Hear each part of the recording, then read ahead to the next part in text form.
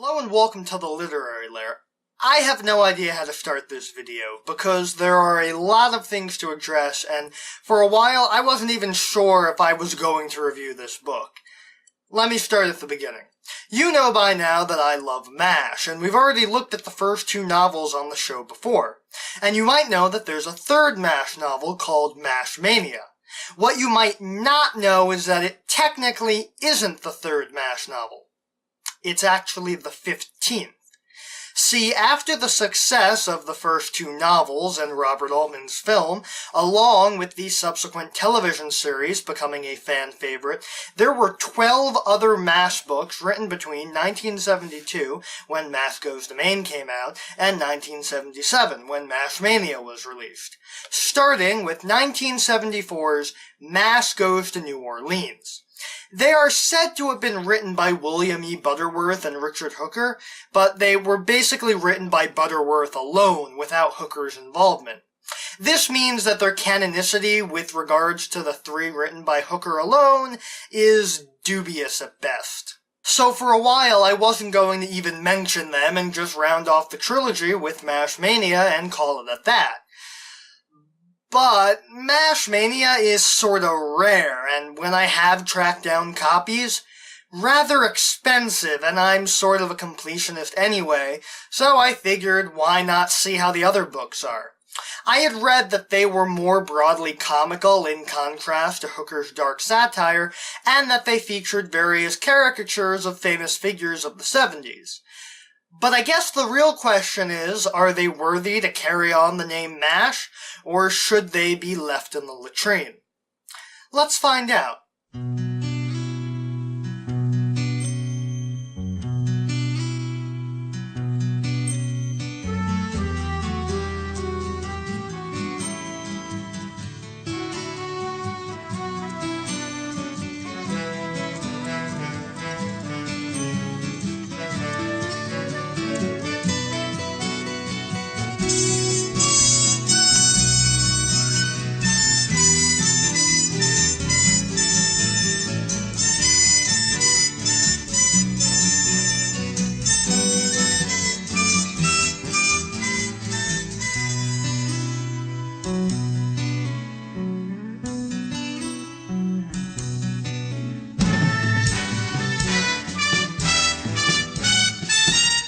The cover is weird. It certainly got a lot more going on than the previous two books, so that might say a bit about what we're going to read.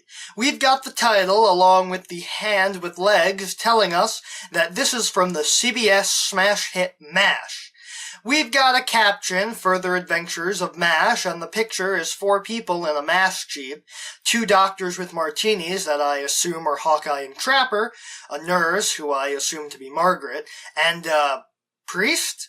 I admit, I don't know a lot about religion, but based on the cross, he looks like a priest, though not any priest I've ever seen, who I assume to be Father Mulcahy. The medical professionals are drunk and have tossed a medical bag off the back of the Jeep while speeding through what I assume is downtown New Orleans. I think of all things they're gonna need that. Well, it's definitely less minimalist than the previous books, and it's embracing the show, which at the time was either in its 2nd or 3rd season. Considering that one of my big issues with MASH Goes to Maine's cover was its bareness, this is a welcome to change, even if it doesn't quite match up with the book. Let's get to the story. The book picks up around where MASH Goes to Maine left off, with Hawkeye, Trapper, Duke, and Spearchucker working at the Finest Kind medical clinic and fish market, but as the title implies, they're not there for very long. You see, Hawkeye's wife is pregnant and she's about to give birth, but doesn't want Hawkeye anywhere near the delivery room because she never actually gives a reason, although it's implied that it's because Hawkeye wasn't present the last 3 times she gave birth due to being in med school and his training during the last book, and she wants to uphold the tradition. Anyway, they begin Operation Shanghai, with Spearchucker and Duke staying in Maine to deliver, and Trapper forcibly taking Hawkeye down to Louisiana to visit the American Tonsil, Adenoid, and Vas Deferens Society convention. Hawkeye won't go willingly, obviously, so they trick him. They let him believe that he has a choice, and then his wife drugs him, and when he wakes up, he's strapped to a stretcher at Logan International in Boston. They must have taken the Boston Maine train. I really hope Trapper didn't have to pee. They land in New Orleans and head to their hotel, while Reverend Almsworth Cody and his close female friend, Margaret H. Wackoff, arrive from Brazil, having been volunteering at a hospital down there previously. She gets to her hotel, which happens to be the same hotel that Hawkeye and Trapper are staying at, and when she walks into the lobby, Hawkeye recognizes her, not as Mrs. Wackoff, but as Hot Lips Houlihan. She quickly rushes to her room, and Trapper doesn't see her, and so he thinks Hawk is crazy. The hotel is pretty popular for events, as not only is it where the medical convention is, there's also an event being held by the Knights of Columbus for Archbishop Mulcahy of Swang Chan. He overhears a bellboy shout for a Hot Lips Houlihan to report to the swamp, and goes off to investigate, finding his old pals Hawkeye and Trapper in Suite 517, having asked the bellboy to shout for Hot Lips. They offer the former father a martini, and he asks them to behave and invites them to the event that he's at the hotel for. The book then takes time to give us some backstory on Mulcahy, detailing his arrival at the 4077th. Although it isn't quite in line with the canon presented in the first book, but I'll get into that a little later. Anyway, Father Mulcahy got to know Hawk and Trap and the rest of the camp after his arrival, including Hot Lips and Major Burns. This is yet another continuity error, as in the book, Frank Burns was a captain, only gaining his promotion in the movie and TV show as a result of being consolidated with Major Hobson. The book does, however, humorously paint Frank Burns as an incompetent, not because of stress, but because he was a pediatrician turned into a surgeon, which, while not in line with the show, would explain a lot about his medical experience. Speaking of Frank Burns, he's down there at the convention too, with his wife, and when he learns that Hawkeye, Trapper, and Margaret are down there as well, he scrambles for a way to stop his wife from finding out about his torrid affair with Margaret for the sake of his marriage. Hawk, Trap, and Archbishop Mulcahy also run into a former patient of theirs, Horsey Chavot, who regales a dinner party with the story of how the 4077th saved his leg and rips his pants off to show off the scar. I bet he and Lyndon Johnson would get along swimmingly. The rest of the novel details the shenanigans that Hawkeye, Trapper, Margaret, Frank, Horsey, and Archbishop Mulcahy get into down at the convention and some medical emergencies, including saving Reverend Cody and Archbishop Mulcahy from carcinoma of the ascending colon and the lung, respectively, which is rather unfortunate since the late William Christopher actually did have carcinoma. After shenanigans, Hawkeye, Trapper, and Margaret operate on both Reverend Cody and Archbishop Mulcahy, and they both pull through without a hitch. And Horsey even names a hospital after Mulcahy. They're interviewed on TV, and during the interview, Hawk gets the call that his wife gave birth to a healthy 6-pound boy, and Hawkeye is asked to talk about the so-called personal physician to MacArthur and the chief surgeon of the 4077th, Frank Burns, since he talked a big game to distance himself from what he actually did. He was neither in all three versions of MASH.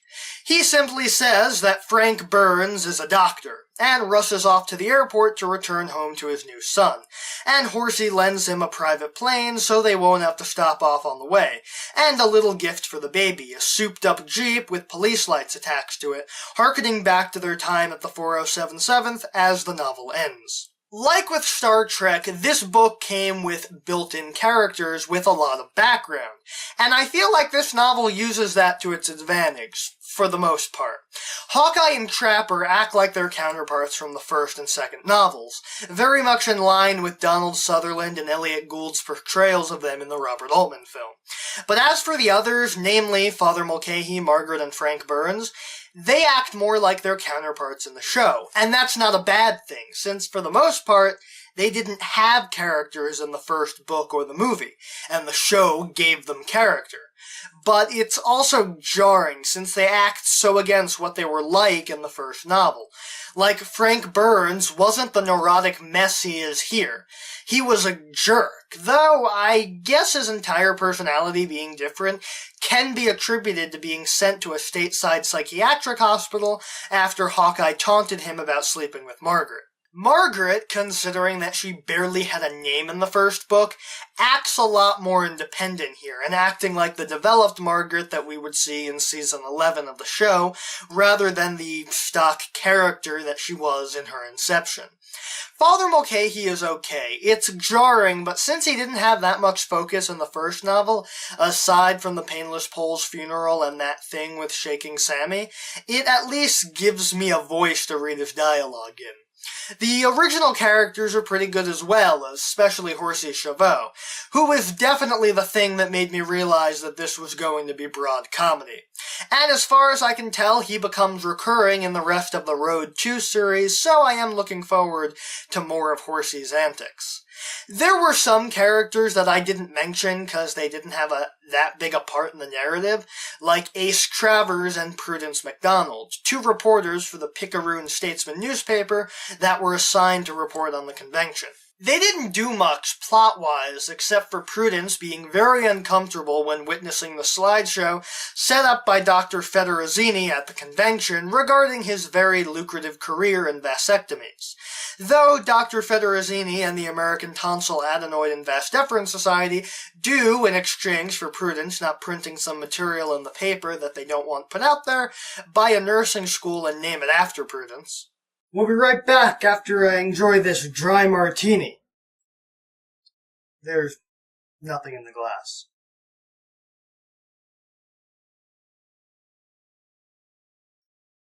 And we're back. There's still nothing in the glass. The book is non-stop comedy from start to finish, and that's not a bad thing. It's just not what MASH is. MASH is satire, specifically anti-establishment satire, be it the army or regular hospitals. Even the first book, while it was comedic at times, had the backdrop of the war, and that never left the forefront of the narrative. The action came from the onslaught of casualties driving them into surgery, and the fatigue and the results of it. Basically, everything in the first book can be traced back to the war. Hawkeye and Duke end up at the 407 7th because of the war, and all their actions are in some way connected to it. Sending Hojan to college, going to Kakura to save the congressman's son. The out-of-place football game, it was all related to the Korean War, which drove the novel. This one doesn't really have a driving force. Sure, the convention is one, but the action doesn't feel as organic as the first one. I mean, it's a hell of a coincidence that not only do Hawkeye Trapper and Father Mulcahy end up at the same hotel, but Frank and Margaret as well. It made sense in the second book since the former swamp men sought out each other back in civilian life. Trapper sought out Hawkeye, who sought out Spearchucker and Duke, bringing them back together in Maine.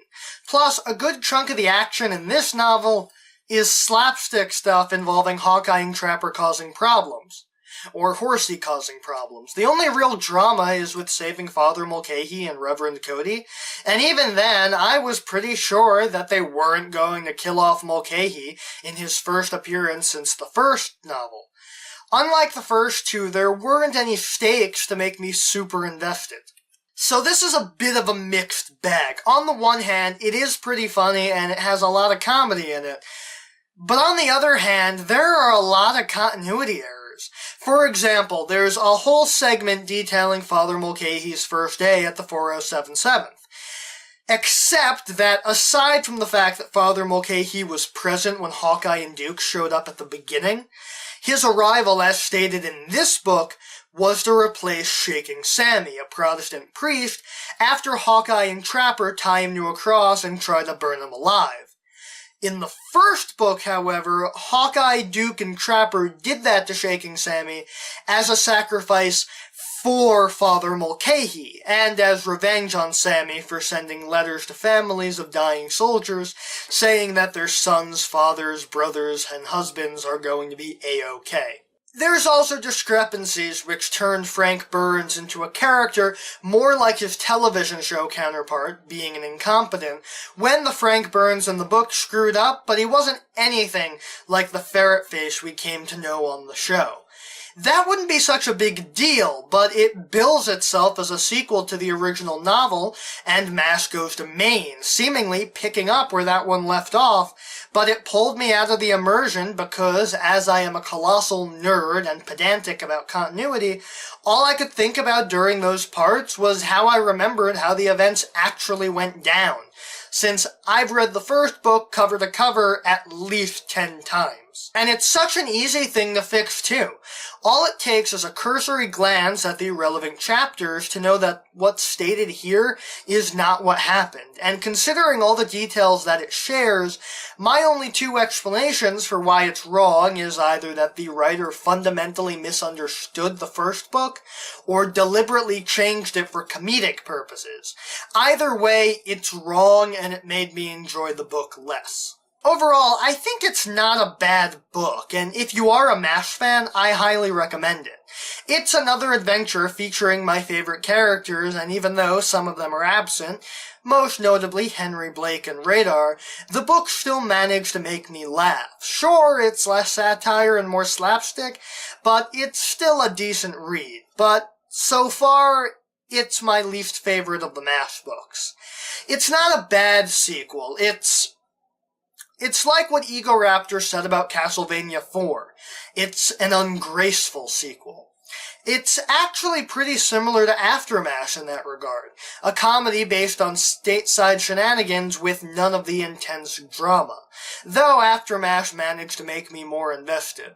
I mean, the last book had humor, but it also had that bit with Hawkeye treating a family friend's illness, which was real drama, something that this book lacks. It's a low-stakes, fun-filled adventure. If that's what you're looking for from your MASH novels, definitely check this one out. If not, maybe just skip to MASH Mania. And that was MASH Goes to New Orleans. Was it good? I guess. I enjoyed it well enough, but it's definitely not my favorite. The first book still trumps this in every possible way.